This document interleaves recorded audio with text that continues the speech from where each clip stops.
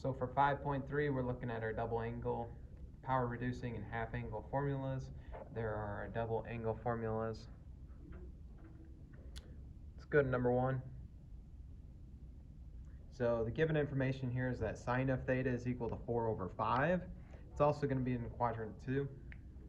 So let's go ahead and just make the sketch, because I'm guessing we're going to need all 3 sides, given 2 out of 3 already.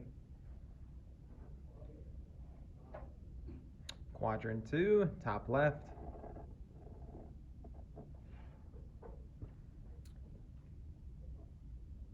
Angle theta, opposite over hypotenuse. X dimension has to be what? I think we know that Pythagorean triple, right? 3. And it is going to be a negative 3 because it's telling us it's in quadrant 2. If we start with sine of 2 theta, again, I would just tell you to treat it like a formula. Copy it down. 2 times sine of theta times cosine of theta.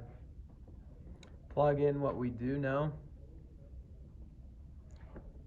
Understand, sine of theta does not mean the sine of like 4 over 5. When they give you sine of theta, that's just a ratio. All right? If you go back to when you first started with trig functions, it was always the sine of theta is equal to like a 4 over 5 or whatever. So when you were doing them yesterday, kind of a good refresher there too. But we're just plugging in a ratio here. And again, sine opposite over hypotenuse. So 4 over 5 replaces sine of theta. And what are we going to write in for cosine of theta? Yep, it's that ratio. So we're replacing the trig functions of theta with our ratios. And then just simplify.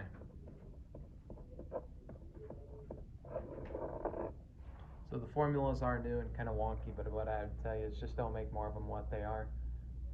Identify what your side lengths are and plug them in. Cosine of 2 theta. Once again, we have some options here with this one. We could do the top one, middle one, or the bottom one. I think I chose the top one here.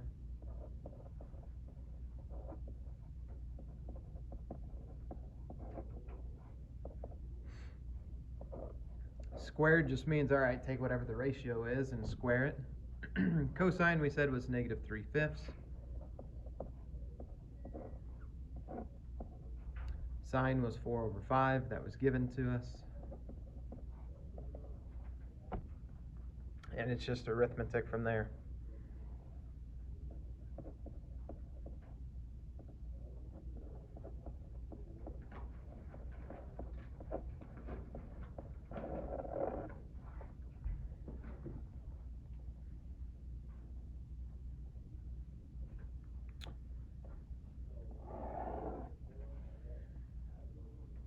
Tangent of 2 theta.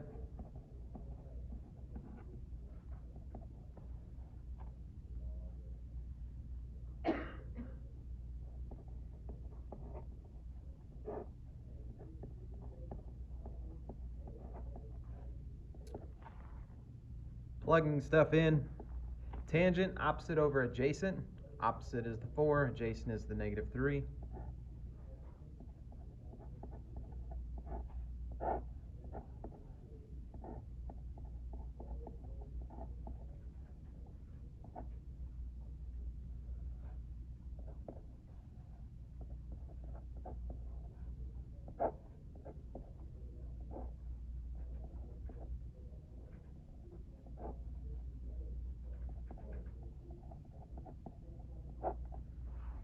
One minus 16 over 9. Negative 7 over 9.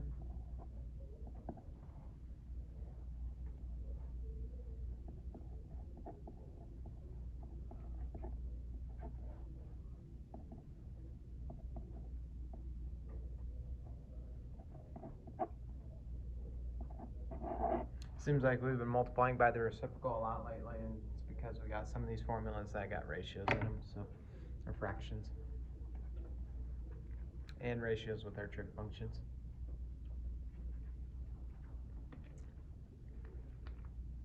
Feel okay on that? It's not bad. Again, the formulas will be given to you. Those formula cards that I gave you, you can keep those. Use them for your homework or whatever you need to. The more you see them, the more you'll start to memorize them. Last one, number 2, verify the identity. We are actually going to start with the left-hand side here, even though the right-hand side looks a little bit more complex. So we're kind of taking the opposite approach here today.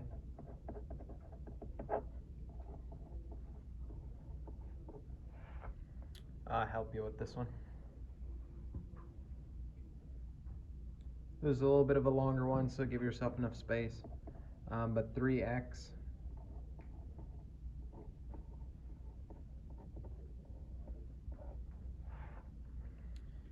so we are actually going to write that 3x as 2x plus x.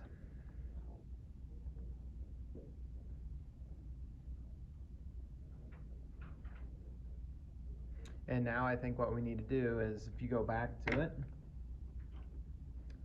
do you have your notes from yesterday yet? Go ahead and take those out. Be a good refresher for me too.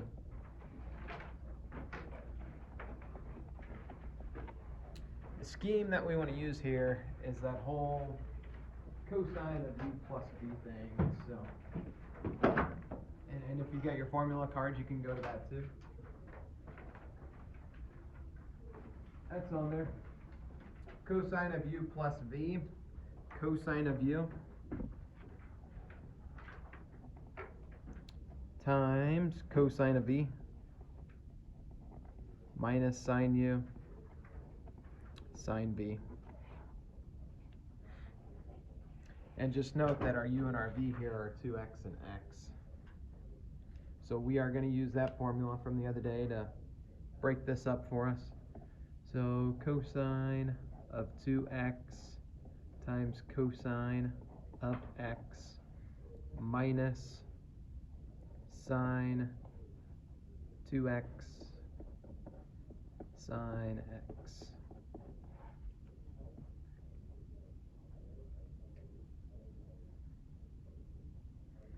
We do have this cosine 2x now. So now we get to use that one for this particular one. Cosine of 2x. I'm again going to go ahead and use this top one here, cosine squared minus sine squared. So we're going to use that definition and plug it in.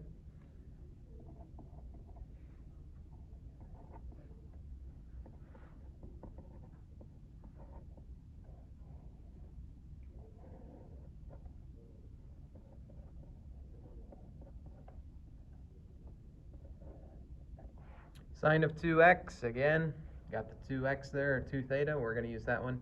2 sine cosine.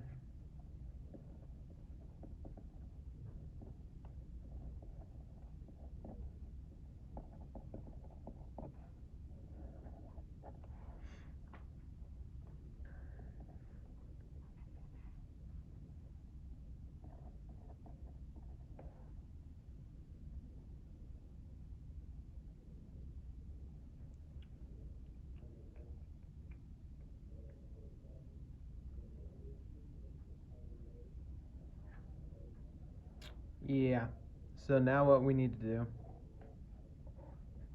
I should have put parentheses around that because it is a quantity, and we do need to take all of that times that cosine of x. I've got some x's and some thetas mixed up here, so my apologies. Just know it's x. Let's make sure we get it right. We need to distribute to both of those. Cosine squared times cosine, 3 of them now, so cosine cubed of x minus sine squared of x times cosine of x minus 2. Over here we got 2 sines and 1 cosine. Questions on that line?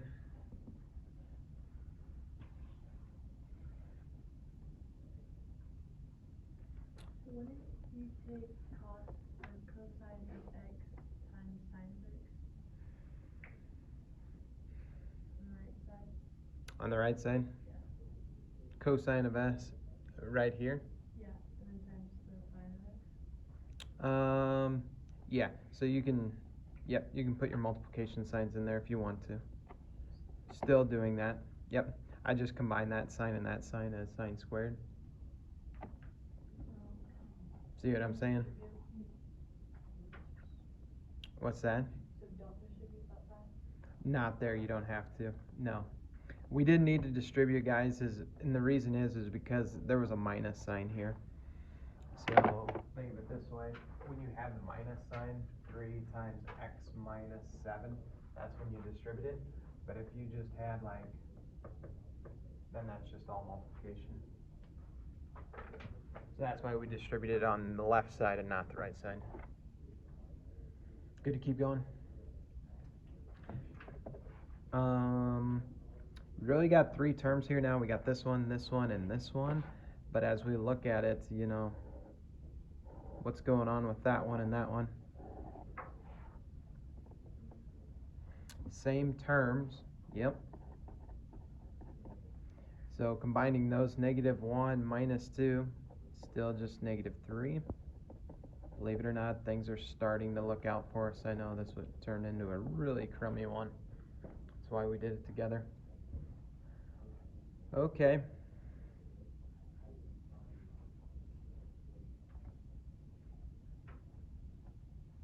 And it just keeps getting better. Sine squared. Forget how messy this one was. Sine squared. Recall one there.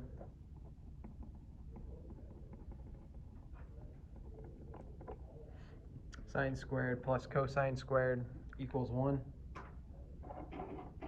So if we solve for sine squared, that would be 1 minus cosine squared.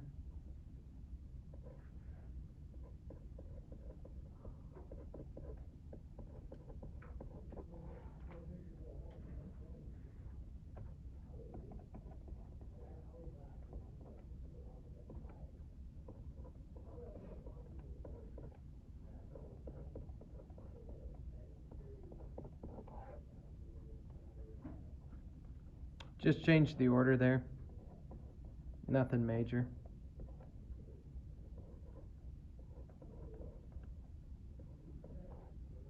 And now what I'm doing is I'm distributing the 3 cosine to the 1 and then to the cosine squared.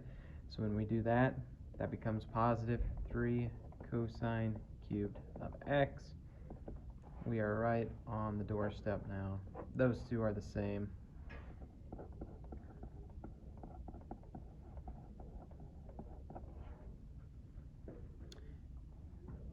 And after all that, it's like, what in the world were we wanting to get to again? Well, there it was. 4 cosine cubed minus 3 cosine of x.